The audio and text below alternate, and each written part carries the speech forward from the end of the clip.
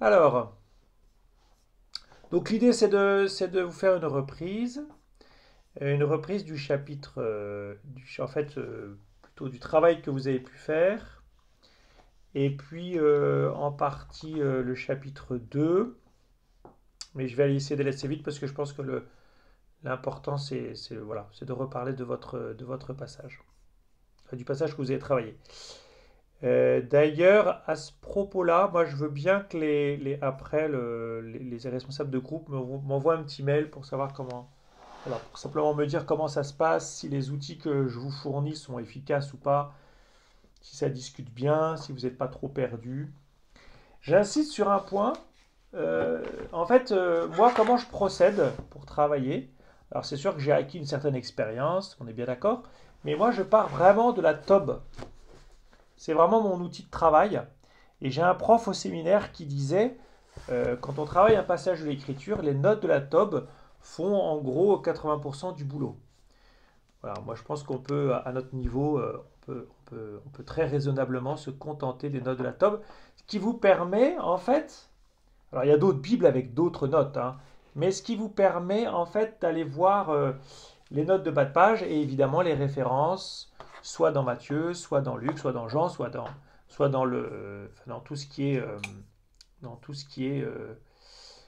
comment on appelle ça, voilà, dans le Nouveau Testament ou dans l'Ancien Testament. Le plus intéressant pour vous, pour nous, quand vous travaillez un texte, c'est d'aller voir l'Ancien Testament. J'insiste. C'est-à-dire qu'en fait, un évangile, ça se lit comme une histoire. Un évangile, ça se lit comme une histoire. Et donc, un évangile, ça se lit comme une histoire. Et donc, en fait, on avance petit à petit. Vous voyez.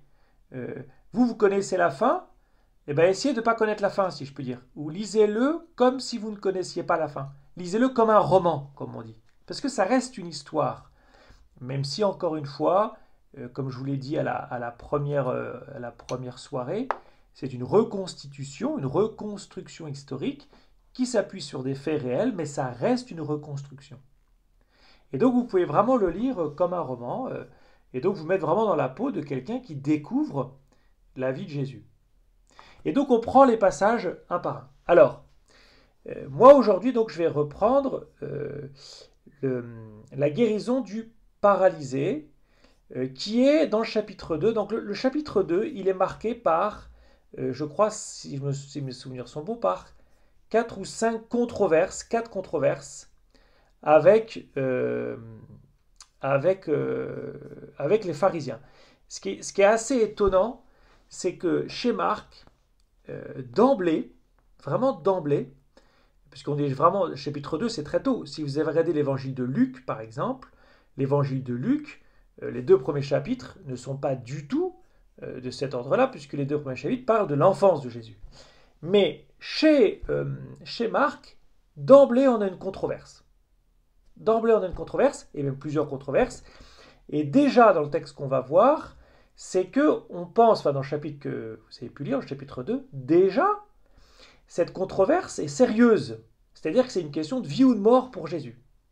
Vous verrez, il y a le mot blasphème. Je pense que vous avez repéré le mot blasphème dans notre passage.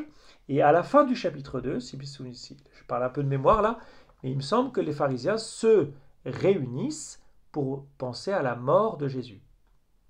Donc vous voyez déjà, hein, je vous ai dit, hein, déjà avec le chapitre 1, avec l'intronisation et le fait que Jésus reprend cette figure du serviteur souffrant et du nouvel Isaac, déjà la question de la mort est présente. Et déjà la pression est sur Jésus, comme on va le voir avec le passage que vous avez étudié. Alors, euh, d'abord, bon, je vais peut-être vous lire le passage. Tac, tac.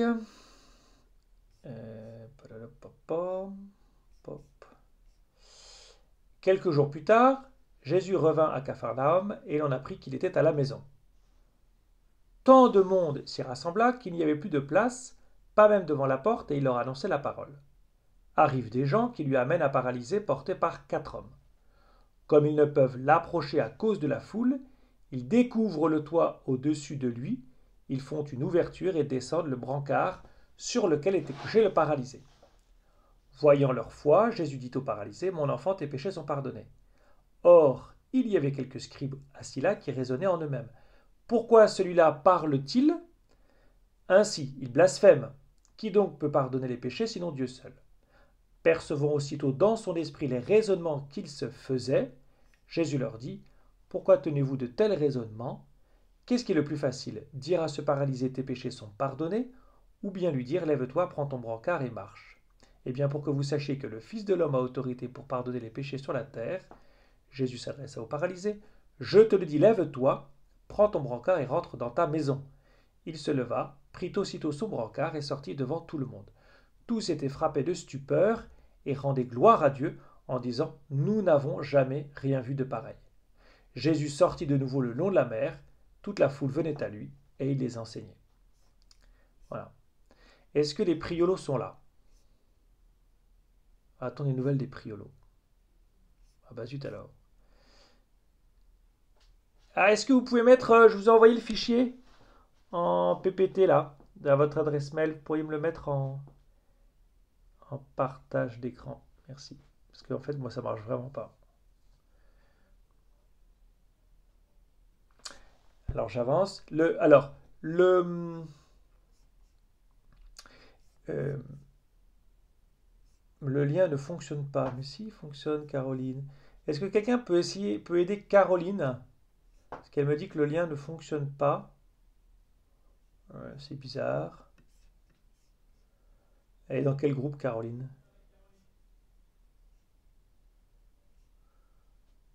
Bon. Alors, euh, de- ok, merci. Oui.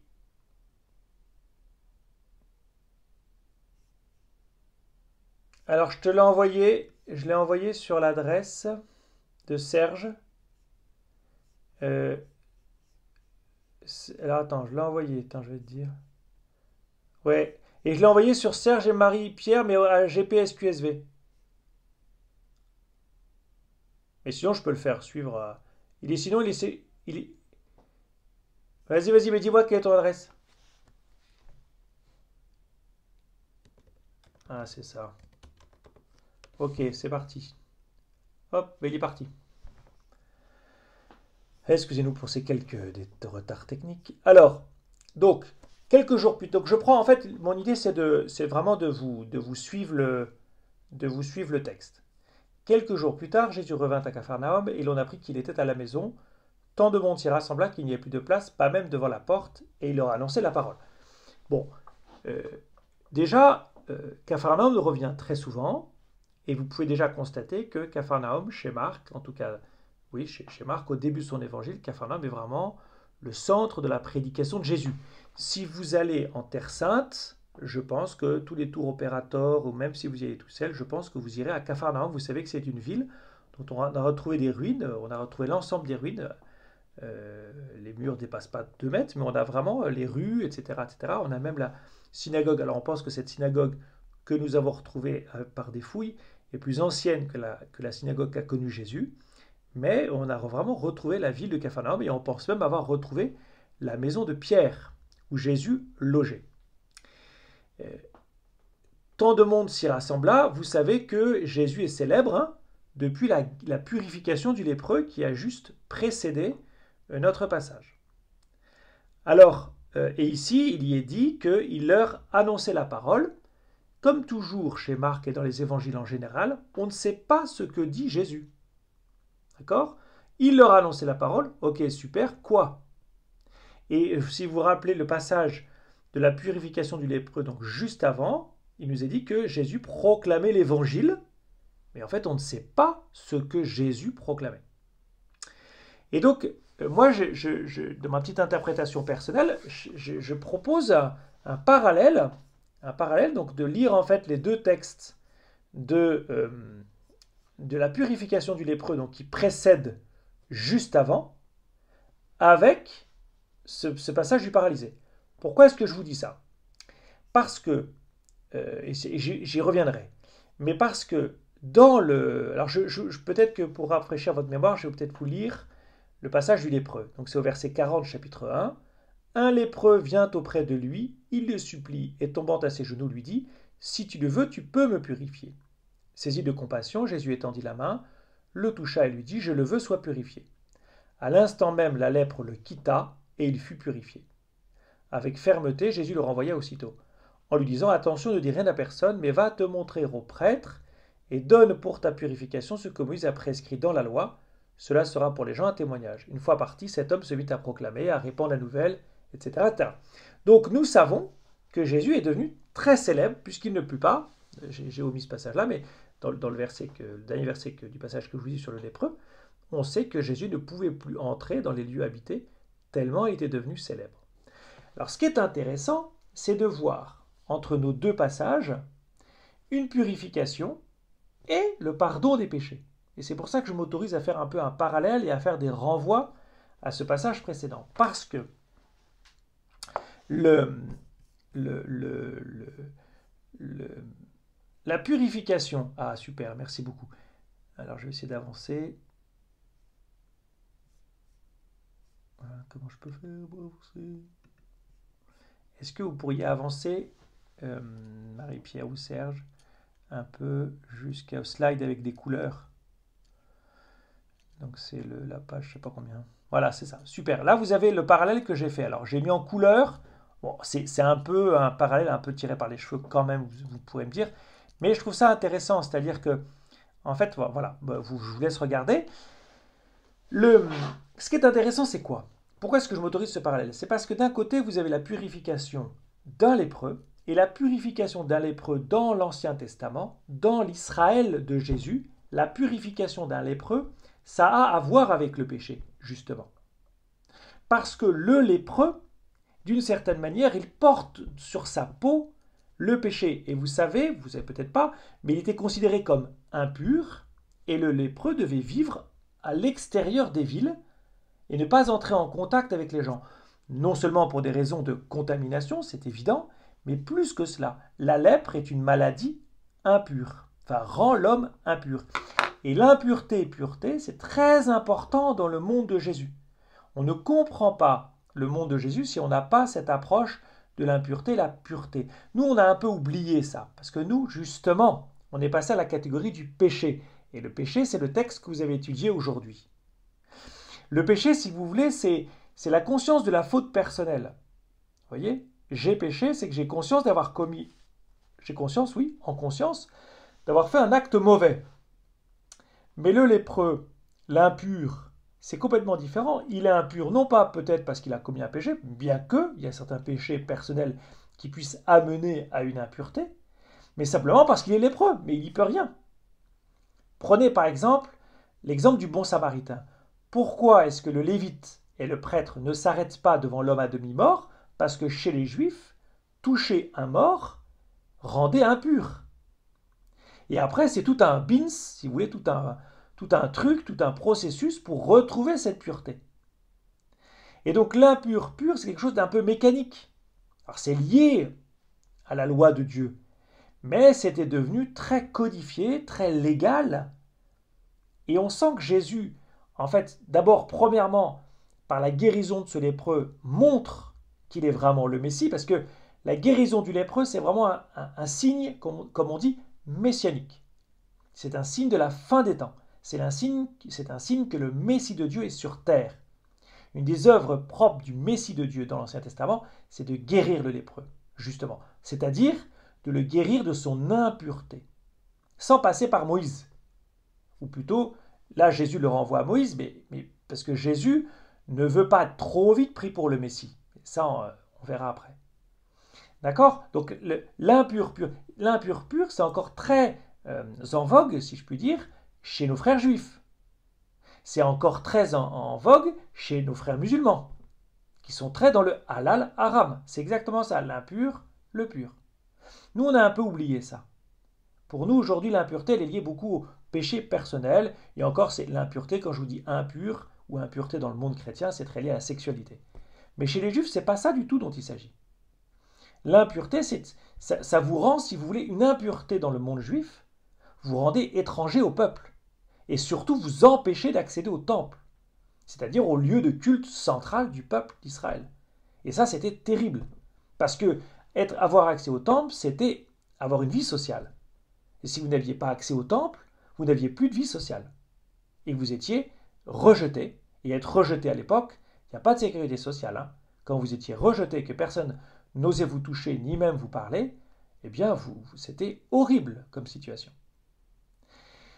Donc, vous voyez, j'ai fait ce petit parallèle pour bien vous montrer qu'il y a des choses assez parallèles, notamment, par exemple, le verset 41 sur votre gauche, saisi de compassion, Jésus étendit la main, le toucha et lui dit, je le purifié. Et puis, voyant leur foi, Jésus te paralysé, mon enfant, tes péchés sont pardonnés. Alors, je vais avancer dans le passage que je vous présente. Et je vais directement... Alors, d'abord, arrivent des gens qui lui amènent à paralyser, portés par 4 hommes. Comme ils ne peuvent l'approcher à cause de la foule, ils découvrent le toit au-dessus de lui, ils font une ouverture et descendent le brancard sur lequel était couché le paralysé. Bon, ça nous raconte la scène, il y a 2-3 petits détails intéressants.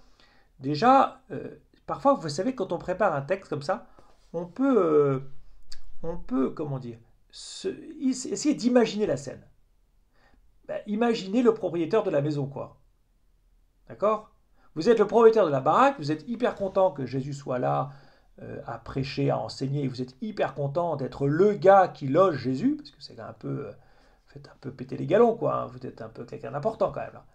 Et puis là, il y a 4 gugus qui se pointent au-dessus et qui commencent à vous démonter le toit. Je pense que c'était pas, enfin, je sais pas, le type qui a vu ça et à qui appartenait la maison, il n'a pas dû apprécier beaucoup. C'est des anecdotes qui peuvent paraître amusantes, mais c'est comme ça aussi qu'on rentre dans un texte. On donne vous voyez, on donne un peu de corps, un peu de chair historique, quoi, à ce qui se passe.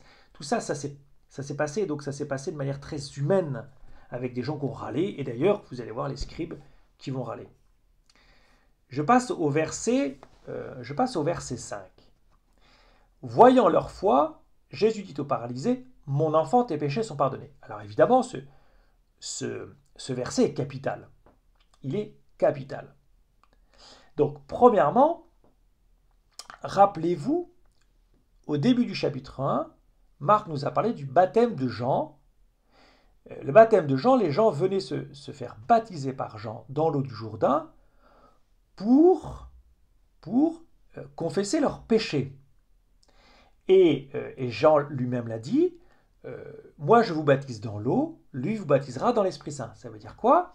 Ça veut dire que le baptême de Jean ne donnait pas le pardon des péchés, mais il préparait les gens par la reconnaissance et la confession de leurs péchés.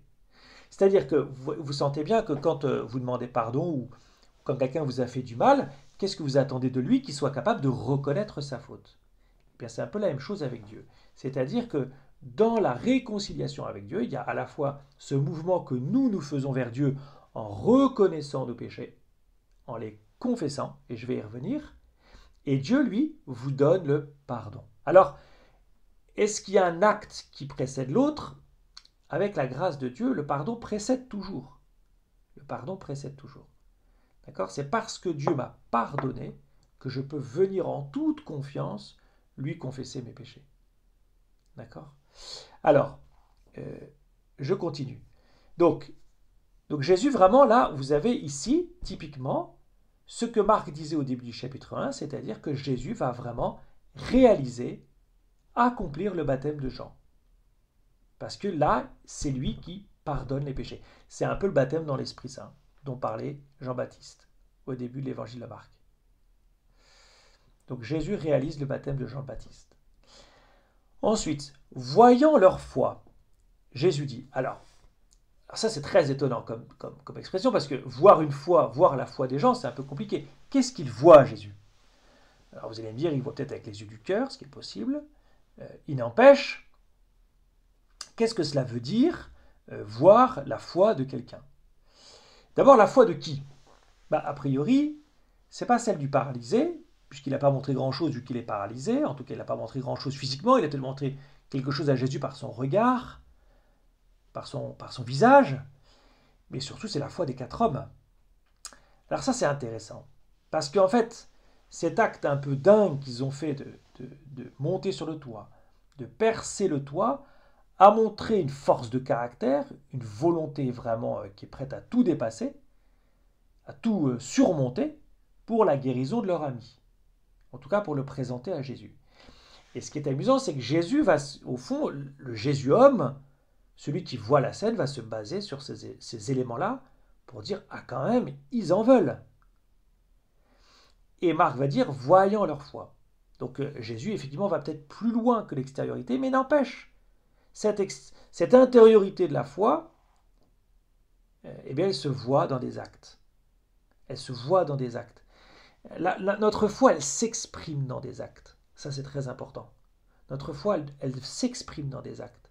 Et qui parfois dans des actes qui sont fous, qui dépassent le raisonnable. Parce que c'est complètement irraisonnable ce qu'ils font. Non raisonnable. L'autre chose, c'est que, ça aussi c'est une image qu'on peut y voir, mais que je trouve intéressante, c'est que ces 4 hommes qui apportent un malade à Jésus, eh bien c'est notre prière, c'est la prière de l'Église, c'est votre prière pour les malades. Nous pouvons porter les autres à Jésus par notre prière. D'accord? Nous pouvons porter les autres, les malades que nous connaissons, et ceux que nous ne connaissons pas d'ailleurs, à Jésus par notre prière ensemble. Et ça, c'est le sens de la prière universelle, vous voyez, dans la messe, où toute l'Église, tous les chrétiens ensemble, prient le Père pour une ou des intentions. C'est le rôle d'intercession. Nous sommes des intercesseurs. Les chrétiens sont des intercesseurs pour le monde. Pas seulement pour les malades de l'Église, mais aussi pour les malades du monde entier. On dit que l'Église, à ce titre-là, a un rôle sacerdotal. Et bien là, vous avez ces 4 hommes qui portent un brancard, ils ont un rôle sacerdotal. C'est-à-dire qu'ils vont présenter à Jésus, qui lui-même va le présenter au Père, mais vont présenter à Dieu, si je faisais un petit raccourci, vont présenter à Dieu cet homme. Et ils vont intercéder pour lui. J'avance. La deuxième chose, donc la foi de qui? La foi de ces 4 hommes. Bon. Ensuite, voyant leur foi. Leur foi. Alors moi, je fais un parallèle avec cette demande du lépreux, parce que la foi, on ne sait pas trop ce que c'est. Donc moi, j'ouvre un peu le mystère de la foi en prenant cette phrase du lépreux, « Si tu le veux, tu peux me purifier ». Ça, c'est une démarche. Enfin, cette phrase, elle est extraordinaire. Vous pourriez très bien commencer tous vos temps de prière, moi ça m'arrive de temps en temps, en commençant « Si tu le veux, tu peux me purifier ». Qu'est-ce que ça veut dire? D'abord, c'est une demande. Vous voyez que la demande des 4 hommes, comme la demande du lépreux, elle est explicite. Il faut oser dire à Dieu ce que vous voulez lui dire. Soyez précis, soyez spécifique. Dites-lui ce que vous voulez vraiment. Je ne sais pas si vous connaissez le film Bruce Tout-Puissant. À un moment donné, dans le film Bruce Tout-Puissant, vous savez, vous connaissez peut-être ce film où Dieu est joué par Morgan Freeman, qui parle à, comment il s'appelle, je me souviens, bref, à l'acteur principal, et il lui dit, fais une prière. Enfin, Dieu dit au type, fais une prière. Et lui, il dit, voilà, Dieu, j'aimerais bien qu'il y ait la paix dans le monde, etc. etc. Et la réplique dans le film, lui, c'est Jim Carrey, super, merci. Et la réplique de Morgan Freeman qui joue Dieu dit, ça c'est une prière de Miss America.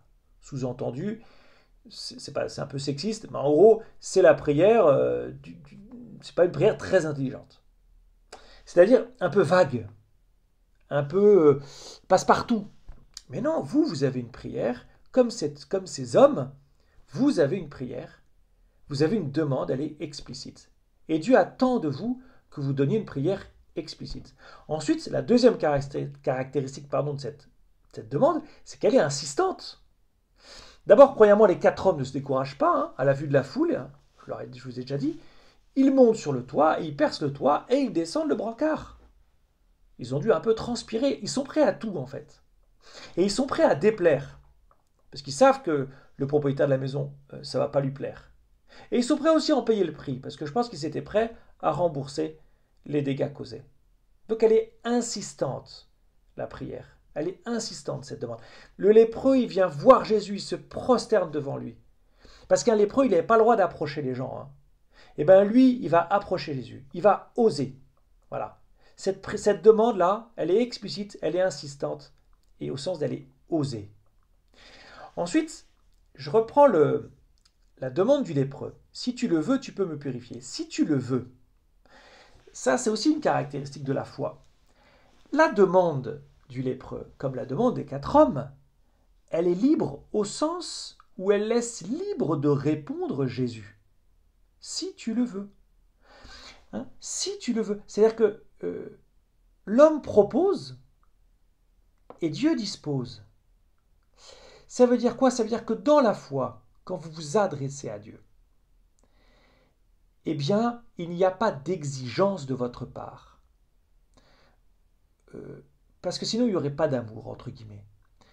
La démarche de foi, elle est une démarche de « si tu le veux, Seigneur ». Si tu le veux. C'est-à-dire, tu es libre de répondre. Je ne mets pas la main sur toi, tu n'es pas à mon service. Et donc, comprenez bien cela. La grâce, les grâces que vous demandez à Dieu, ou la guérison, elle est toujours un don. Et elle n'est jamais un dû.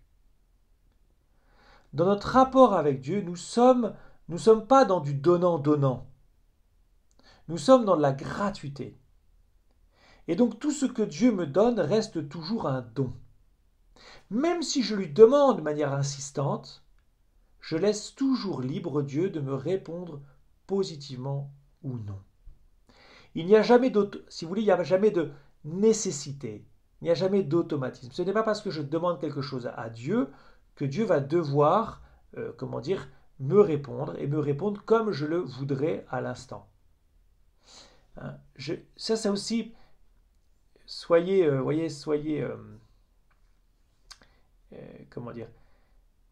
laissez libre, enfin, je ne sais pas comment dire, laissez libre Dieu, voilà. Et donc la réponse de Jésus, elle est toujours gratuite. Elle est toujours gratuite. Mais pourquoi est-ce que Jésus répond? Ben ça, vous avez aussi la réponse dans le passage sur le lépreux. Qu'est-ce que nous dit le passage sur le lépreux, de la guérison, de la purification du lépreux? C'est pas une guérison, c'est une purification d'ailleurs. Saisi de compassion, Jésus étendit la main, le toucha.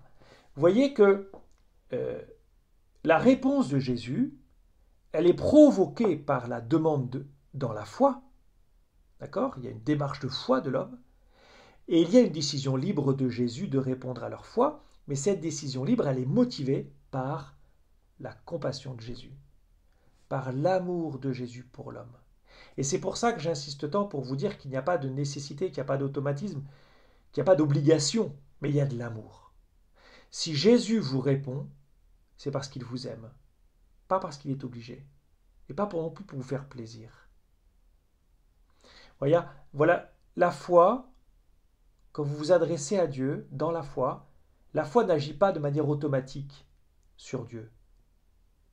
D'accord? Elle demande, elle réclame même un acquiescement de Dieu. Et Dieu ne répond aux prières que librement, ému par compassion. Ému au sens, pas ému, pas émotion, mais E-E-T-M-U-E, accent circonflexe. Il est mu par la compassion. Il est mis en mouvement par la compassion. Donc il y a à la fois la demande de l'homme qui va, entre guillemets, parfois, oui, saisir Dieu, et Dieu va répondre par compassion parce qu'il se laisse toucher, parce qu'il est touché par la misère de l'homme. Il est touché par la misère du lépreux. Il est touché par la misère du paralytique. Donc la réponse de Jésus, elle est toujours libre. La grâce est donnée librement. Alors, dire que la grâce est donnée librement, ça ne signifie pas qu'elle est donnée de manière arbitraire. Bah, pour l'un oui, pour l'autre non, ou par caprice. Oh, celui-là je l'aime bien, celui-là je l'aime un peu moins. Mais c'est un choix d'amour. Alors ça, c'est très mystérieux. Et d'ailleurs, se pose sans doute la question que vous pouvez avoir, mais pourquoi est-ce que Dieu ne répond pas à toutes les prières de guérison? Et je vous ai dit, il n'y a rien d'automatique. Alors, en tout cas, dites-vous une chose, c'est que la vie spirituelle est d'apprendre à tout recevoir de Dieu comme un don et non comme un dû. Si vous avez compris ça pour votre vie et votre vie spirituelle, vous avez tout compris. Il n'y a pas de donnant-donnant avec Dieu. Je répète, la vie spirituelle est d'apprendre à tout recevoir de Dieu comme un don et non comme un dû. Je continue cette phrase du lépreux que je trouve absolument extraordinaire pour justement éclairer ce qu'est cette foi. Si tu le veux, tu peux me purifier. Ah, ce tu peux, il est intéressant. Parce que le lépreux, comme les 4 hommes qui apportent le paralytique, eh bien, ils ont une demande confiante. Une demande confiante dans la capacité de Jésus à guérir. Si tu le veux, tu peux. En fait, je sais que tu peux. Je sais que tu peux le faire. Et donc, il n'y a aucun doute quant à la puissance de Jésus. Et donc, aucun doute quant à l'identité de Jésus. Pour nous aujourd'hui, si vous voulez, de toute ma foi, c'est-à-dire de toute ma foi en Jésus, Dieu, Fils de Dieu, Créateur, Rédempteur, je sais que Jésus peut me guérir. Même s'il ne le fait pas. Et ce n'est pas parce qu'il ne le veut pas, comme si c'était arbitraire ou par caprice, c'est qu'il y a autre chose. Il y a autre chose. Voilà. J'avance un peu sur ce passage, mais j'ai une petite remarque aussi. Le paralysé. Imaginez que vous êtes le paralysé qui est descendu, vous voyez tous vos potes qui font un effort considérable pour vous monter sur le toit, qui vous descendent, qui vous amènent jusqu'à Jésus, et Jésus vous dit, tes péchés sont pardonnés. Honnêtement, vous ne seriez pas un peu dégoûté? Vous ne voudriez pas que Jésus vous guérisse de votre paralysie plutôt que d'avoir vos péchés pardonnés? Ça, c'est intéressant, c'est à méditer. C'est à méditer. Autre chose, les péchés pardonnés, c'est au passif en français. Par qui? Est-ce que Jésus dit « je te pardonne » ? Jésus ne dit pas « je te pardonne ». Jésus dit « tes péchés sont pardonnés ». Il manque le complément d'agent. Dans l'évangile, quand il n'y a pas de complément d'agent, le complément d'agent est dit, on va dire, on dit que c'est un passif divin, c'est-à-dire que par défaut, le complément d'agent, c'est le Père. Donc c'est intéressant cette formule. Jésus dit, tes péchés sont pardonnés. Donc il dit le pardon, et le pardon est alors effectif, réalisé. Jésus ne dit pas, je vais prier pour que le Père te pardonne. C'est comme si Jésus avait le pouvoir du Père de pardonner. C'est comme si Jésus n'avait pas le pouvoir par lui-même, et que le Père lui donnait son pouvoir de pardonner. Vous voyez? Jésus dit le pardon du Père. Et quand il le dit, c'est effectif. C'est réalisé. Oui, je suis pardonné. En d'autres termes, je vais une formule un peu compliquée, mais ça veut dire que Jésus est le pardon dit et donné par le Père pour tous les péchés. Pourquoi je dis ça? Pourquoi je dis qu'il est le pardon dit et donné? Parce que Jésus est la parole de Dieu. Donc Jésus, c'est une parole. Et que cette parole dans le texte que vous avez étudié, c'est « tes péchés sont pardonnés ». Voilà. Alors, et puis autre chose, le passage a commencé en disant que Jésus annonçait la parole dans la maison, tout début au verset 1. Mais en fait, c'est quoi cette annonce de la parole? Eh bien, c'est le pardon des péchés. C'est-à-dire que très souvent, dans les évangiles, vous avez un Jésus où le texte dit, il proclame l'évangile, il annonce la parole, on ne sait pas ce qu'il dit, et juste après, il va guérir, il va exorciser, il va pardonner. Voilà, c'est ça l'évangile. C'est-à-dire que l'évangile, sous-entendu, si vous voulez, ce que veut vous dire Marc, c'est que cette parole, elle est efficace dans vos vies. C'est que cette parole, elle est cette parole de Jésus qui dit « tes péchés sont pardonnés ». Est-ce que quand quand tu entends la parole, est-ce que tu entends cette parole-là qui te dit « tes péchés sont pardonnés ». C'est ça l'annonce de la parole. Même s'il y a plein de choses de développement théologique, il y a des très bons bouquins, très gros, très intelligents sur Dieu et tout, sur l'évangile, et même l'évangile lui-même est un texte assez long, etc. Mais en définitive, il y a une chose à entendre, Si je lis le texte de l'évangile, c'est tes péchés sont pardonnés. Il n'y a pas que ça à entendre, mais il y a ça. En tout cas, dans le texte que vous avez étudié, c'est ça. Tes péchés sont pardonnés. Je continue. Verset 6, il y avait quelques scribes assis là qui raisonnaient en eux-mêmes. Pourquoi celui-là parle-t-il ainsi? Il blasphème. Qui donc peut pardonner les péchés, sinon Dieu seul? Alors, bon, ce qui est intéressant ici, c'est qu'à la différence du lépreux, c'est que le témoignage est immédiat. Avec le lépreux Jésus avait dû lui dire, bon, tu vas voir Moïse, et comme ça, ce sera un témoignage et tout. Sauf que le lépreux, il est déjà guéri, donc lui, il ne va pas y aller, mais par contre, il va témoigner devant tout le monde. Là, le témoignage, il est immédiat. C'est-à-dire que les gens assistent, en fait, alors non pas là à la guérison, mais au pardon des péchés. Les scribes, c'est qui? Les scribes, c'est des spécialistes de la loi, spécialistes de l'écriture, spécialistes de l'Ancien Testament. Et ils ont techniquement raison. Qui donc peut pardonner les péchés sinon Dieu seul? Évidemment, puisque le péché, c'est une offense faite à Dieu.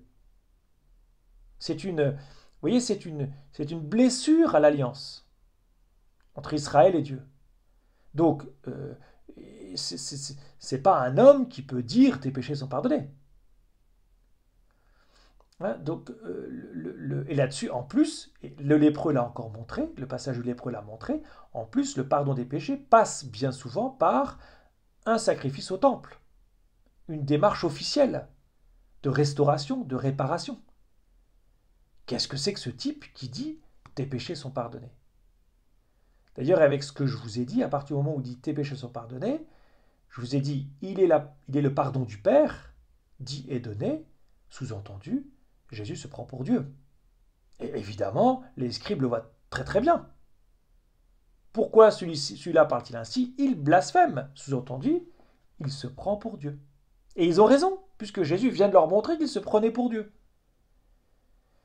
Et alors, peut-être que Serge et Marie-Pierre, vous pouvez avancer le PowerPoint. Allez-y, avancez. Alors ça, j'avais mis, vous regarderez, mais on le verra plus tard. Il y a un parallèle, enfin un parallèle. Il y avait un autre truc sur la foi, mais voilà. Et ça, voilà, au Marc, chapitre 14, verset 64, vous avez entendu le blasphème, qu'en pensez-vous? Tous prononcèrent qu'il méritait la mort. Donc le verset que je vous montre là, c'est à la fin de l'évangile de Marc, le mot blasphème revient, et cette fois, c'est une condamnation à mort. Voilà. Ce que je vous disais d'emblée, c'est-à-dire qu'en fait, Jésus, là, risque sa vie. Et ce n'est pas des paroles en l'air. Il va effectivement être mis à mort. Et ça, c'est très important pour tous les évangélistes, et en particulier pour Marc. Jésus a conscience qu'il risque sa vie. Jésus a conscience qu'il risque sa vie. J'avance, verset 8. Versets 8, 9 et 10 et 11. Percevant aussitôt dans son esprit les raisonnements qu'il se faisait, Jésus leur dit, pourquoi tenez-vous de tels raisonnements? Qu'est-ce qui est le plus facile? Dire à ce paralysé, tes péchés sont pardonnés, ou bien lui dire, lève-toi, prends ton brancard et marche. Eh bien, pour que vous sachiez que le Fils de l'homme a autorité pour pardonner les péchés sur la terre, Jésus s'adressa au paralysé, je te le dis, lève-toi, prends ton brancard et rentre dans ta maison. Alors d'abord, il y a se lever, lève-toi. Se lever, c'est le verbe egeiro en grec, c'est le verbe de la résurrection. Voilà. C'est le verbe de la résurrection, donc on est vraiment dans quelque chose qui est de l'ordre de la résurrection. Lève ton brancard et marche, voilà, ça vient de la résurrection. Ce qui est intéressant, c'est bien de se rendre compte qu'il y a donc un parallèle, un lien entre se lever de sa paralysie physique et les péchés pardonnés. Jésus est en train de faire un lien entre se lever de son brancard et avoir les péchés pardonnés. Mais c'est quoi ce lien? Déjà, premièrement, la paralysie, c'est une image de la conséquence du péché sur nos âmes. C'est-à-dire que le péché vous paralyse. Il vous paralyse intérieurement. La paralysie, c'est un mal physique terrible. Vous ne pouvez plus vous mouvoir seul, vous êtes complètement bloqué, etc. Bref, la paralysie physique, je pense que personne n'en veut. Eh bien, le péché, frères et sœurs, chers amis, a la même conséquences sur votre âme. Le péché est une maladie intérieure. Donc Jésus va donc chercher l'homme en son intimité. Ça veut dire aussi que pour les Juifs qui écoutent Jésus, ça veut dire que le péché n'entraîne pas qu'une impureté légale. Jésus va vraiment essayer de guérir l'homme dans sa conscience. Le mal qui est fait le paralyse intérieurement. Eh bien, Jésus vient vous chercher à l'intérieur de vous-même, dans votre intimité profonde, pour vous faire vous lever, pour vous libérer, comme on dit, du péché qui vous paralyse, qui vous empêche d'avancer. Quand Jésus, juste après l'appel de Lévi, je pense que vous avez lu, Jésus, il nous est dit qu'il va prendre son repas avec les pécheurs. Les pécheurs, ce n'est pas des pécheurs de poissons, c'est des pécheurs publics. C'est-à-dire ce sont des impurs pour les Juifs. Et Jésus, quand il va prendre son repas avec des impurs, d'accord, il se rend lui-même impur. Ne jamais oublier que dans le monde juif, l'impureté, elle est contagieuse. Je touche un mort, je deviens impur. Je touche un lépreux, je deviens impur. Jésus, lui, il est capable de toucher l'impureté tout en restant pur. C'est le seul à pouvoir le faire. Mais surtout, ce qui est très intéressant, c'est qu'il va voir les impurs, c'est-à-dire les pécheurs, pour les sauver. Pour les sauver. Ça, c'est très important. Hein. Ça, c'est vraiment très important. Et est-ce que vous pouvez avancer, Marie-Pierre et Serge, que je vous montre le verset justement qui va suivre sur Jésus qui va chercher les pécheurs qui n'ont pas... Enfin, ce ne sont pas les bien portants qui ont besoin d'un médecin. C'est ce que va dire Jésus un peu plus tard. Ce ne sont pas les bien portants qui ont besoin... Allez-y, continuez. Ouais, c'est ça. Jésus qui avait entendu leur déclaration, ce ne sont pas les gens bien portants qui ont besoin du médecin, mais les malades. Je ne suis pas venu appeler des justes, mais des pécheurs. Et là, Jésus ne parle pas d'abord d'impureté, il parle du péché intérieur. Il parle de la faute que j'ai commise en conscience. Voyez ? Et Jésus vient à la prétention de venir vous libérer du péché que vous avez commis. Donc Jésus a comme accès à votre intimité. Il a accès à votre conscience. Donc c'est quand même assez important comme phrase. Hein. Tes péchés sont pardonnés. Alors, une petite remarque. Je vous ai dit que je pense que personne ne veut être paralysé physiquement. Eh bien, pourtant, le péché, chers amis, comme le dit Jésus lui-même, est une paralysie plus grave que la paralysie physique. Bien souvent, on prend le péché un peu à la légère, mais on ne prend jamais la paralysie à la légère. Or, et ça c'est le monde à l'envers, hein, c'est que le péché est plus grave que la paralysie physique. Et Jésus, d'ailleurs il le dit dans le verset qu'on a entendu, hein, quel est le plus facile? Ça veut dire que Jésus a payé plus cher, de cette manière a vraiment souffert pour nos péchés, plus que pour nos maladies physiques. Il a plus souffert pour le péché qui est un mal spirituel que pour la maladie physique, même la plus terrible. Voilà. Bon, bien sûr, vous voyez aussi la puissance de la parole de Jésus. Hein. Quand Jésus parle et quand il dit « lève-toi », l'homme se lève. Ça, c'est vraiment le propre de Dieu. Un Dieu, quand il parle, il fait. On parle d'une parole performative. Voilà. Le Fils de l'homme. Alors, le Fils de l'homme, je ne sais pas si vous avez la curiosité d'aller voir. C'est une expression bizarre qui débarque là dans Marc, mais pour un lecteur juif de l'époque, cette expression Fils de l'homme, elle est connue et elle vient de l'Ancien Testament. C'est ce qu'on appelle, c'est une expression qui vient d'une apocalypse. Alors, ce n'est pas le livre de l'Apocalypse que vous connaissez qui est dans le Nouveau Testament, mais dans l'Ancien Testament, il y a des apocalypses, il y a des textes apocalyptiques, c'est-à-dire c'est pas d'abord qu'elles annoncent un cataclysme, c'est que c'est un style littéraire tout à fait particulier, c'est un genre littéraire particulier dans la Bible. Et c'est Daniel, le chapitre 7, donc le prophète Daniel, chapitre 7, si Serge et Marie-Pierre, voilà, super. Je regardais au cours des visions de la nuit et je voyais venir avec les nuées du ciel comme un fils d'homme. Il parvint jusqu'au vieillard et on le fit avancer devant lui. Vous voyez, donc c'est une vision. Le prophète a une vision, il le voit comme un fils d'homme. Et donc en fait, les évangélistes ont dit, mais ce Jésus, en fait, il réalise cette prophétie de Daniel 7. Et il semblerait, historiquement, les exégètes ont montré que si, on est à peu près sûr que s'il y a bien un titre que Jésus a utilisé pour lui-même, c'est ce titre de Fils de l'homme. Et alors ce Fils de l'homme, dans Daniel et puis dans les autres prophètes, c'est vraiment, c'est la fin des temps, c'est le juge suprême venant pour le jugement final.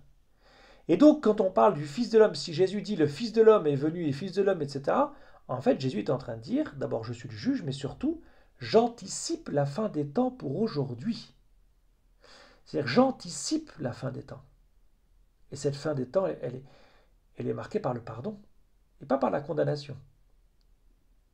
Le jugement est là non pour une condamnation, mais pour le pardon. Et ça, c'est extraordinaire. Et ça, c'est vraiment la bonne nouvelle. C'est l'évangile de ce texte. Dieu pardonne les péchés. Et Jésus, le Messie, a autorité pour le faire ici et maintenant. D'où le sacrement de la confession. C'est pas la seule façon de se confesser, mais d'où le sacrement de la confession. Pardonner les péchés avec l'autorité de Dieu sur terre, c'est effectivement le pouvoir qu'a l'Église, qui lui vient du pouvoir de Jésus, et qui lui-même a reçu ce pouvoir du Père. Pardonner les péchés avec l'autorité de Dieu sur terre. Je vous ai mis un texte dans le PowerPoint, voilà, qui est d'un pasteur que j'aime bien, qui s'appelle Rick Warren, vous entendrez souvent parler, mais que j'aime bien dans une prédication. C'est un protestant, donc il n'est pas catholique, mais c'est très intéressant comme il parle du péché, parce que on se rejoint tout à fait. Tout commence avec le cœur, car c'est le lieu de la motivation. Sortez les poubelles. Le commencement des œuvres bonnes, c'est la confession des œuvres mauvaises, écrit saint Augustin. Et en Josué, purifiez-vous, car Dieu fera des merveilles dans votre vie. Oui, Dieu veut faire des merveilles dans vos vies, et pour cela, vous devez vous purifier. Et comment on se purifie? En confessant ses péchés. Confesser ses péchés, c'est reconnaître que Dieu a raison et que j'ai tort.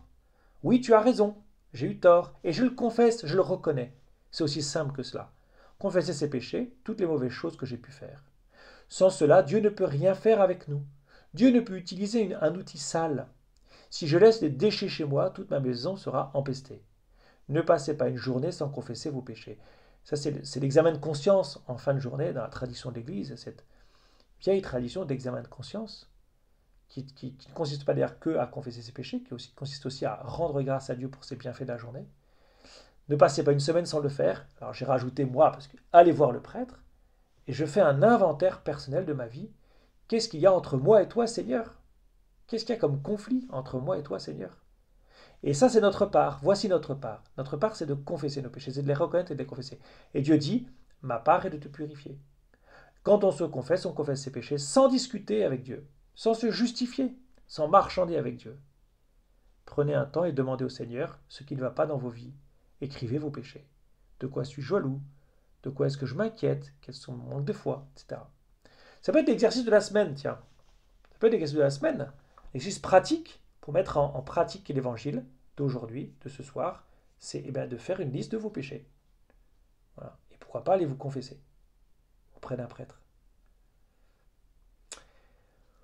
Voilà, je vais terminer là. Euh, Bon, après, il a pris son brancard. L'homme, au verset 12, euh, il se leva, prit aussitôt son brancard et sortit devant tout le monde. Souvent, spirituellement, on commente, enfin, on identifie le brancard avec, vous voyez, avec la la vie continue, quoi. C'est pas parce que Jésus vous a pardonné de tous vos péchés que vous en commettrez plus. C'est pas parce que Jésus vous pardonne vos péchés que vous n'avez plus de difficultés, de maladies ou de. Voilà, c'est la vie qui continue et ce brancard, c'est un peu le signe de la vie nouvelle. Mais je suis debout. Je ne me laisse plus dominer par mes maladies, par mon péché, mais c'est moi qui est le maître de ma vie. Voilà. Même si ce grabat, je le porte. Voilà. C'est un peu le signe du poids de l'existence. Chers amis, j'ai terminé. Est-ce qu'il y a quelques questions? Malheureusement, j'ai déjà un quart d'heure de retard. Donc, est-ce que vous avez des questions?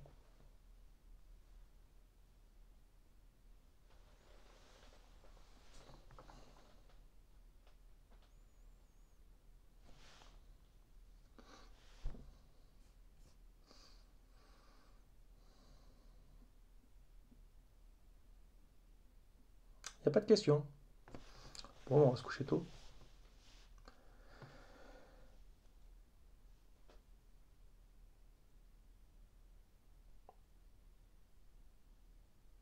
Christina.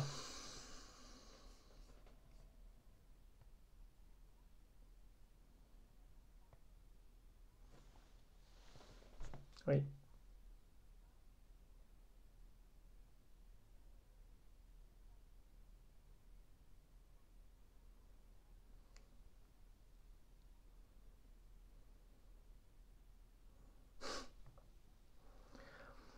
Rien. C'est juste pour que vous preniez l'habitude de lire un passage tout en s'ouvrant sur ce qui suit. Parce que souvent, on lit un passage, c'est pour ça que, par exemple, l'exercice que j'ai fait de faire le parallèle avec le lépreux, c'est que souvent, on va étudier un passage d'évangile, et de fait, on ne peut pas étudier tout le chapitre. Ou, ouais. Et quand vous prenez, par exemple, l'évangile du dimanche, c'est forcément un extrait. Mais moi, prenez l'habitude, quand vous prenez un extrait de l'évangile, de regarder ce qu'il y a avant et ce qu'il y a après. Voilà. C'était le sens. Chaque fois, je vous mets le dernier verset pour, en fait, un peu pour vous forcer à aller voir, tiens, sur quoi il est introduit. Et souvent, d'ailleurs, c'est des transitions de ce type-là. C'est marrant, d'ailleurs, dans Marc, il se passe quelque chose de très fort. Puis à chaque fois, on revient à, tiens, Jésus se balade, va dans une synagogue, prêche. Puis hop, on a quelque chose de très fort, etc. Voilà, c'était simplement ça le sens. C'est voilà, pour vous aider à élargir, entre guillemets, votre vision. Merci.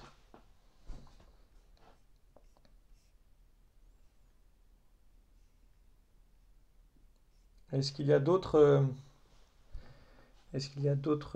questions? Pour en prendre encore une ou deux. Oui, il y a quelqu'un. Oui, c'est qui?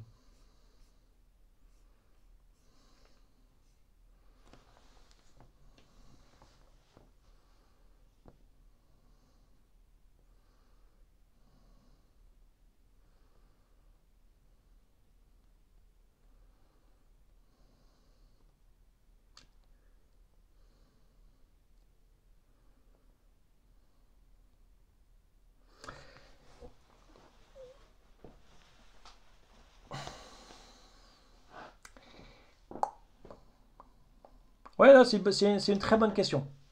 Honnêtement, c'est une très bonne question. Mais Jésus est un médiateur, je vous rappelle. En fait, ça, c'est ce qu'on appelle la théologie trinitaire. Si vous venez à mes séances de catéchisme pour l'initiation chrétienne, parce qu'on va étudier bref. En fait, puisqu'on va, enfin, avec les catéchumènes, les primo-communions, bref, on va lire le catéchisme sur la Trinité. Mais ça, c'est très intéressant, parce que, en fait, Jésus, il le dit lui-même d'ailleurs dans Saint Jean, il ne fait rien de lui-même.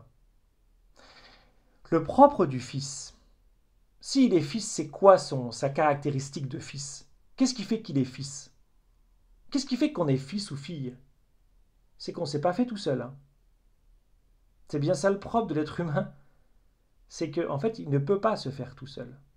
Aucun d'entre vous n'a dit à Dieu, ou même s'est dit à lui-même un jour, je vais exister. Vous avez tous reçu l'existence. Donc nous sommes tous des fils et des filles. Et c'est bien pour ça qu'on ne peut pas faire n'importe quoi. Parce que justement, on n'est pas autocréateur. On n'est pas à l'origine de sa création. Nous ne sommes pas à l'origine. Eh bien, Jésus non plus.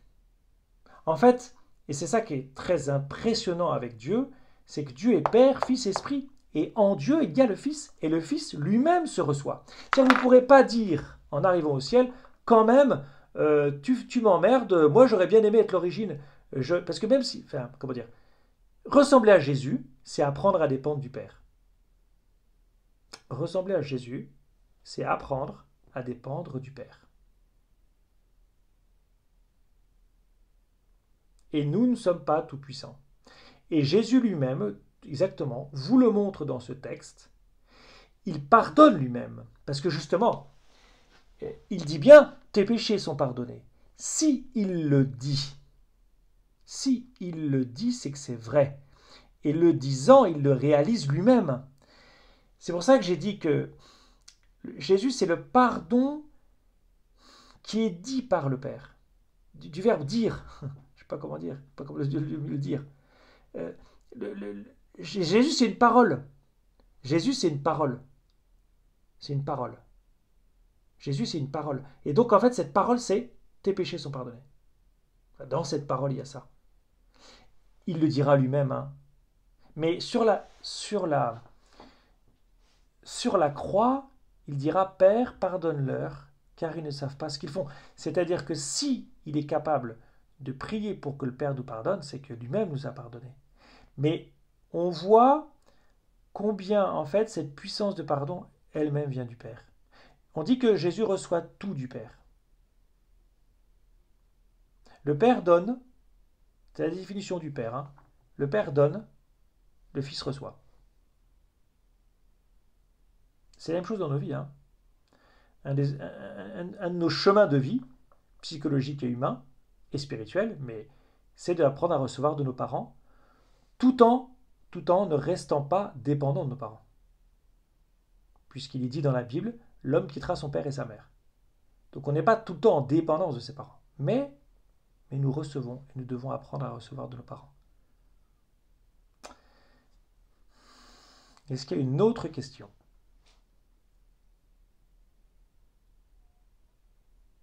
Oui, c'est qui? Oui. Et après, il y a Joachim qui a une question. Oui.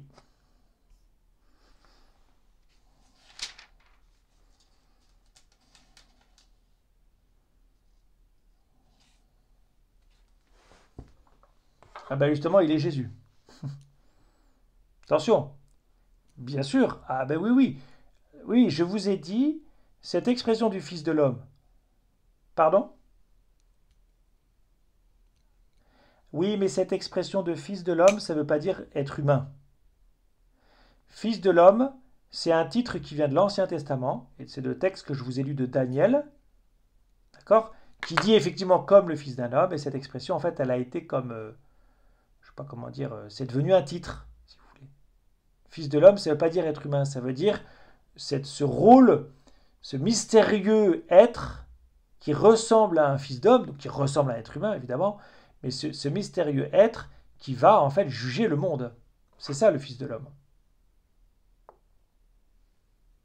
Donc c'est bien Jésus, hein. C'est bien Jésus. Joachim, il avait une question, Joachim.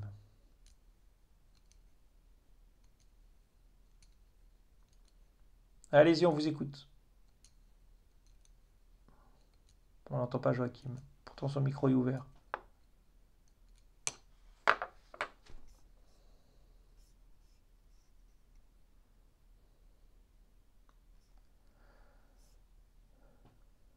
Joachim ne vous entend pas, c'est normal? Non, c'est pas normal. Est-ce que, au pire, Joachim, vous pouvez écrire votre question?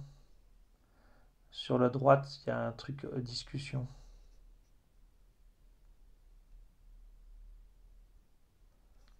C'est bizarre parce qu'on vous entendait la semaine dernière, Joachim.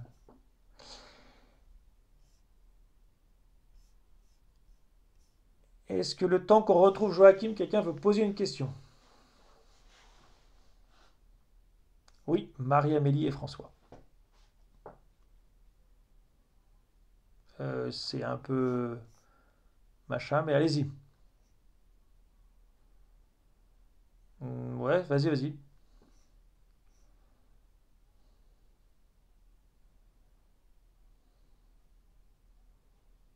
Oui.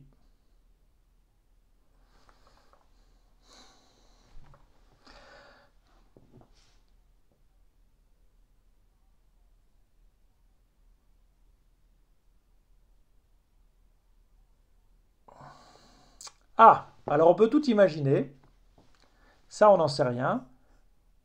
Ah, je vais couper le micro. Hop.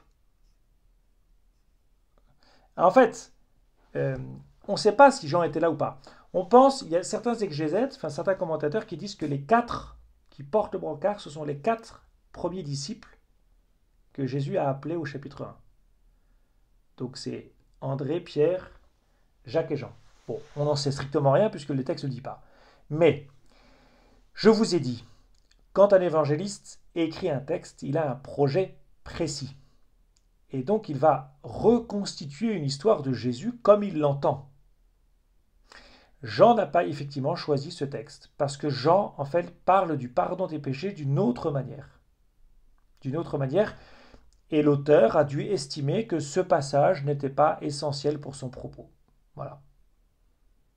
Voilà, c'est-à-dire, il a dû le connaître, hein, sans doute, mais il a dû estimer que c'était. Il en parlait à d'autres moments. C'est comme quand on. Voilà, c'est toujours pareil. C'est quand on fait une synthèse, ben, on prend des éléments, et puis d'autres on les prend, d'autres on les prend pas. Ben, et voilà. Est-ce qu'il y a d'autres questions?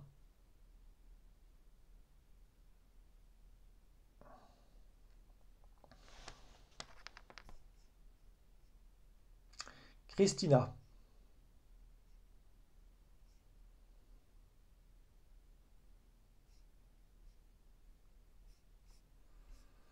on a perdu Christina. Christina, ouvrez votre micro. Ah,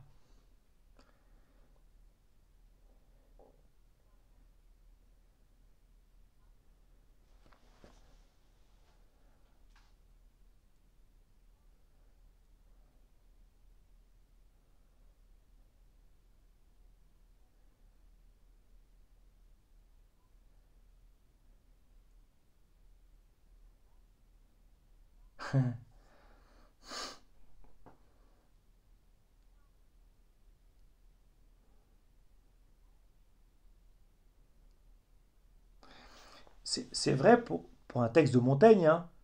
Quand vous commentez en seconde un texte de Montaigne, vous, Montaigne n'a pas pensé à tout.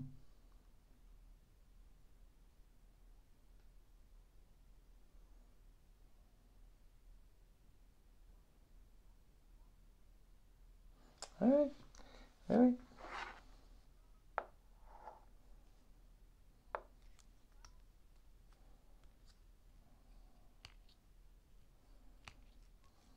Mhm.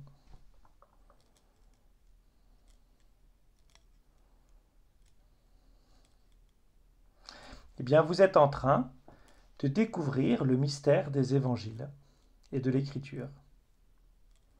L'écriture, vous êtes en train justement de vous ébahir, je ne sais pas comment dire, de vous émerveiller. C'est comme ça qu'on commence la théologie ou la philosophie, on s'émerveille devant en fait un texte qui paraît anodin. Vous savez, Saint Augustin a connu les évangiles assez tôt et il a dit franchement c'est l'histoire de bonne femme quoi. C'était pas très, c'était quand même beaucoup moins puissant que Cicéron et que les écrits comment ils s'appellent des manichéens. C'est-à-dire que c'est ça qui est extraordinaire avec le texte d'évangile, c'est qu'il paraît très simple. On peut le lire, whoop, là, ça glisse comme ça. Et en fait, quand on s'arrête un peu, quand on veut bien s'arrêter, c'est pas que ce soit compliqué, c'est que c'est riche. C'est que c'est très riche. Bien sûr.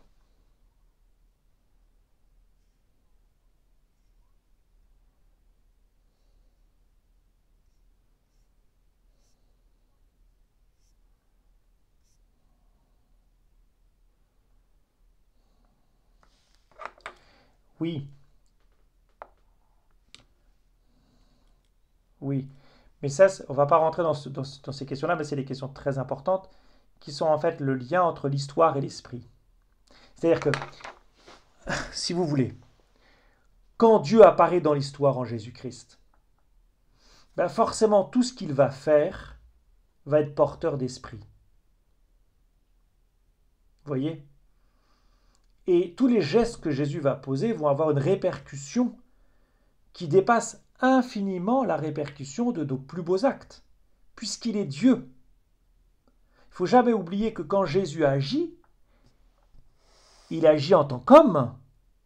Donc ça, il agit en tant qu'homme, il mange, il boit, il se repose, il discute, il fait même un miracle. Bon voilà, parce que mais il le fait aussi en tant que Dieu. C'est-à-dire, enfin bon, ce serait trop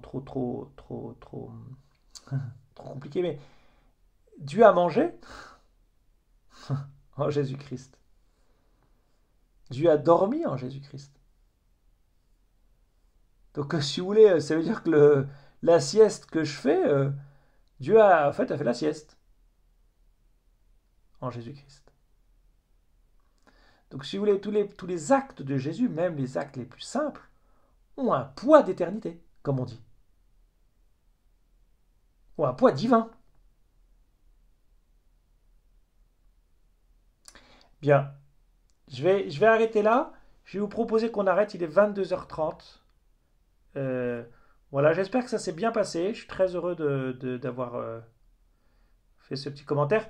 Ah mince, les priolos ont enlevé. Est-ce que Serge et Marie-Pierre, vous pouvez remettre le... Parce que j'aimerais vous présenter le travail à faire pour la semaine prochaine, qui est donc de lire, hein. Ça vous avez compris. L'idée c'est de lire le chapitre 3 de Saint Marc. Et je vous invite, plus on avance, lâchez rien, c'est-à-dire lisez les 3 premiers chapitres. Parce qu'en fait c'est intéressant est-ce que vous pouvez juste remonter la slide d'en haut. Euh, Encore un peu. C'est de, c'est de, c'est d'avoir une vision d'ensemble. Donc moi, je vous invite d'abord à lire le chapitre 3 et pourquoi pas de reprendre le chapitre 1, 2 et 3. Est-ce que vous pouvez... Voilà. Donc lire le 3e chapitre de Marc avec les 2 précédents et étudier chapitre 3, versets 7 à 20. Donc c'est Jésus se retira avec ses disciples près de la mer et une grande multitude de gens venus d'Galilée le suivirent.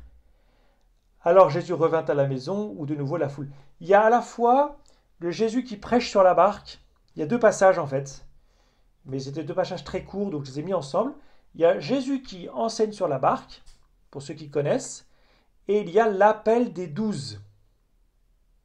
Voilà, l'appel des 12. Donc c'est verset 7, Jésus enseigne la foule, et puis l'appel des 12, donc verset 7 jusqu'au verset 20. Donc là, pareil, par rapport à la question de Christina, je vous ai mis le dernier verset, le verset 20 qui commence le passage suivant. Alors Jésus revint à la maison où de nouveau la foule se rassemble, si bien qu'il n'était même pas possible de manger. Vous voyez, c'est toujours un peu la même histoire avec Marc, c'est-à-dire qu'on a toujours un Jésus qui revient à la maison, qui enseigne, etc. etc. Donc, comparez l'appel. Alors, moi, ce que je vous propose, c'est d'aller aller chercher l'appel des 12 apôtres dans les 4 autres évangiles, voir la différence. Ensuite, si vous trouvez des citations de l'Ancien Testament, c'est-à-dire des références à l'Ancien Testament, ben, allez voir. Et puis enfin, ben, comme d'habitude, appliquez les 10 questions sur ces 14 versets. Voilà, donc rendez-vous la semaine prochaine. Pareil, en petits groupes. Et puis voilà. On finit par un Notre Père. Notre Père, qui es aux cieux, que ton nom soit sanctifié, que ton règne vienne, que ta volonté soit faite sur la terre comme au ciel. Donne-nous aujourd'hui notre pain de ce jour. Pardonne-nous nos offenses, comme nous pardonnons aussi à ceux qui nous ont offensés. Et ne nous laisse pas entrer en tentation, mais délivre-nous du mal. Amen. Le Seigneur soit avec vous et avec votre esprit, et que Dieu Tout-Puissant vous bénisse et vous garde, le Père, le Fils et le Saint-Esprit. Amen.